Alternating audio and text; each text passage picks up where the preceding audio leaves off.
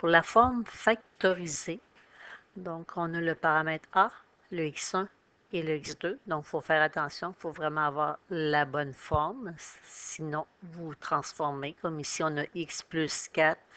On doit avoir x moins x1. Donc, on écrirait x moins 4. Puis, on a la forme x moins x2, x moins 6.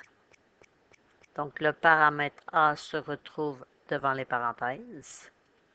Le x1, il est dans la parenthèse suivie en suivant le premier moins. Donc, le x1 vaut moins 4. Et le x2 dans la deuxième parenthèse, après le moins, on a 6. Le paramètre hk, donc on doit le calculer. Le paramètre h, on prend le x1 et le x2. Donc, on les additionne. x1 plus x2 divisé par 2, ce qui nous fait moins 4 plus 6, qui donne 2 divisé par 2, 1. Pour le paramètre k, donc on va aller faire, on va prendre la notation fonctionnelle, donc f de h. Donc on utilise notre règle et on va aller remplacer le x par la valeur qu'on vient de calculer pour le paramètre h qui est de 1. Donc on a 2 parenthèse 1 plus 4 fois 1 moins 6. Donc, ce qui donne moins 50. Le sommet de cette parabole est à la position 1 moins 50. Parce que c'est le HK qui nous donne le sommet de la parabole. Notre parabole, le paramètre A est positif, donc on a une parabole avec les branches vers le haut. Elle atteint un point qui est le minimum, et le minimum, c'est le paramètre K. Donc, l'extrémum de notre fonction, mais c'est moins 50, c'est la valeur de notre paramètre K. Et parce que le paramètre A est positif, on a un minimum. Donc, si je vais placer mon sommet dans le plan cartésien, je vais me prendre des bonds de 1 pour l'axe des X, des bonds de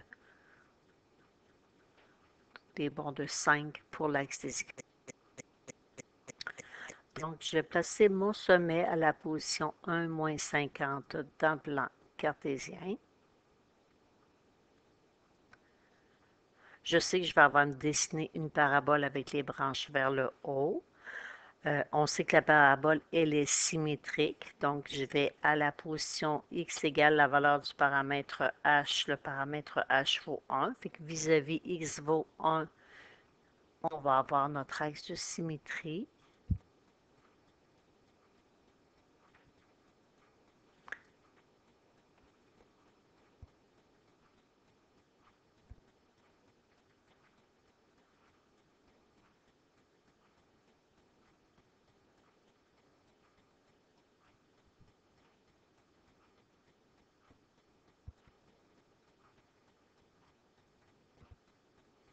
Maintenant, je vais aller pour tracer ma courbe, aller me calculer un point. Le point qui est facile à calculer, c'est l'ordonnée à l'origine, la valeur de y quand x vaut 0. Fait qu'on prend notre fonction de départ.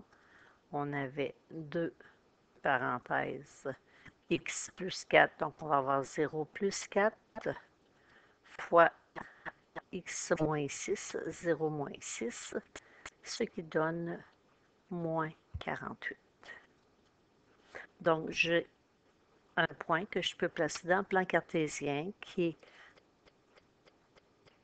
à 0 moins 48, qui correspond à l'ordonnée à l'origine. Donc, j'ai pris des bonds de 5, je vais le placer à peu près ici. J'ai le point 0 moins 48. Donc, si je veux tracer ma courbe, je vais partir de mon sommet vers mon point et j'y vais vraiment à peu près, là. Parce que j'ai de la précision juste au départ.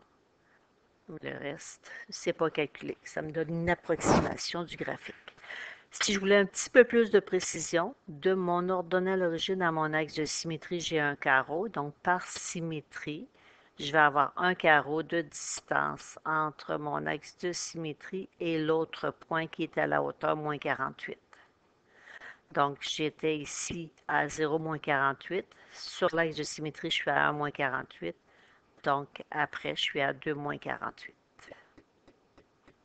Et même chose, je peux aller relier mon point.